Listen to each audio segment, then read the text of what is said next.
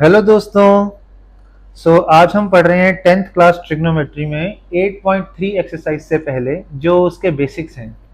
आइए हम उसे समझते हैं। इसके अंदर हमें तीन आइडेंटिटीज दे रखी हैं। यूजुअली बच्चों को ये आइडेंटिटीज याद करने में बहुत मुश्किल होती है, लेकिन अगर एक बार ये याद हो जाए तो उसके बाद ये पूरी की पूरी एक्सरसाइज बहुत ही आसान हो जाती है।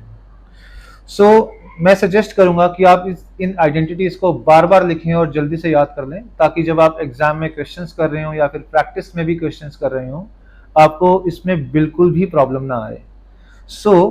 ये क्या है आइडेंटिटीज, एक बार देखते हैं। ये देखिए, तो ये हमारा अगेन राइट एंगल ट्रायंगल है, जिसमें एंगल बी जो है वो 90 डिग्री है, और हमने इस बार एंगल सी को हमने थीटा कंसिडर किया।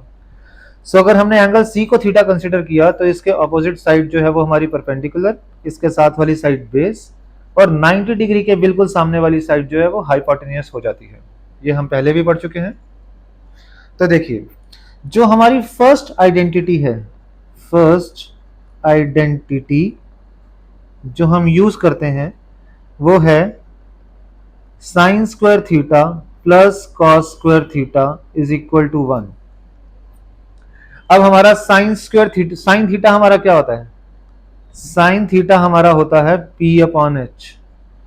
हमारा साइन स्क्वायर थीटा क्या होगा? P square upon H square. यहां पे हम इसकी वैल्यू डाल दें। हमने साइन स्क्वायर थीटा की जगह लिख दिया P square upon H square, plus cos theta क्या होता है? कॉस थीटा होता है B अपॉन एच। तो कॉस स्क्वायर थीटा क्या हो जाएगा? B square upon H square. ये वैल्यू हमने इसकी जगह रिप्लेस कर दी। कॉस स्क्वायर थीटा की जगह हमने लिख दिया B square upon H square.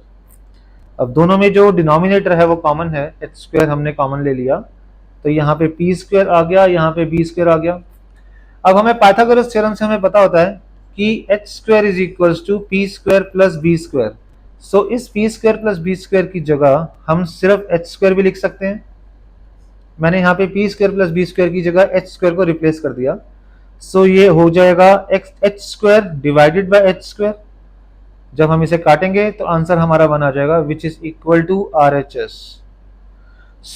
ये हमारी सबसे ही बेसिक आइडेंटिटी है जो कि हम बहुत ज्यादा यूज करने वाले हैं बहुत सारे क्वेश्चंस के अंदर। इनफैक्ट अगर हमारे पास कोई और आइडेंटिटी लगाने का भी चांस होता है, लेकिन कभी कभी हम इसी आइडेंटिटी को प्रेफर करते हैं क्योंकि ये हमें बहुत सिंपल लगती है। माइंड में जो सबसे सिंपल आता है वो sine theta and cos theta ही आता है। ये जहां तक मुझे लगता है कि यही आता है। अगर आप बाकी भी आइडेंटिटीज को कर पा रहे हैं तो ये बहुत अच्छी बात है। This is the first identity. Second identity देखते हैं, आइए। सेकेंड आइडेंटिटी होती है, second identity is sec square theta is equals to 1 plus tan square theta। आइए, तो ये हमारी मेन आइडेंटिटी है। इसको हम और तरीके से भी लिखा जा सकता है, जैसे कि इसे लिखा जा सकता है sec square theta minus tan square theta is equal to 1। अब इसको भी अगर प्रूव करने की कोशिश करते हैं, आइए। सेक थीटा क्या होता है? सेक थीटा होता है h अपॉन बी। तो सेक स्क्वायर थीटा होगा h square upon B square.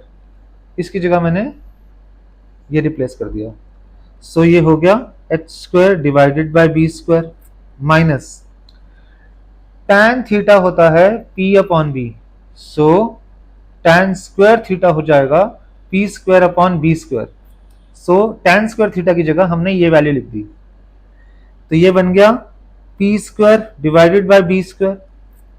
अब यहां पे भी हमारा बी स्क्वायर जो है वो कॉमन आ गया, और हमने ऊपर H square minus P square दिखा। अब हमें फिर से पता है, जो हमारी according to Pythagoras theorem H square is equals to P square plus B square. तो अगर मैं पी स्क्वायर को यहां ले आऊं, H square minus P square, ये किसके बराबर हो जाएगा? बी स्क्वायर के। यहाँ पे H square minus P square की जगह मैं बी स्क्वायर लिख सकता हूं। ये बन जाएगा हमारा B square divided by B square, और हम इसको यहाँ पे कैंसिल कर सकते हैं, तो हमारा आंसर 1 आ गया, which is equal to RHS। RHS मतलब ये। सो ये sec square theta is equal to 1 plus tan square theta, ये हमारी सेकेंड आइडेंटिटी हो जाती है। आइए देखें थर्ड आइडेंटिटी के बारे में। थर्ड आइडेंटिटी है cosec square theta is equals to 1 plus cot square theta. So इसको लिखने में हम ऐसे लिखते हैं, cosec square theta is equals to 1 plus cot square theta, ये हमारी थर्ड आइडेंटिटी है। तो अगर हम इसे ऐसे लिख दें, कोसेक स्क्वायर थीटा, ये कॉट स्क्वायर थीटा को भी यहां ले आते हैं, minus cot square theta is equal to 1। आइए इसे भी प्रूव करते हैं। अब हमारा कोसेक थीटा क्या होता है, h अपॉन पी। सो कोसेक स्क्वायर थीटा हो जाएगा h square by P square. तो मैंने यहां पे कोसेक स्क्वायर थीटा की जगह h square divided by P square लिखा, माइनस कॉट थीटा होता है b अपॉन पी।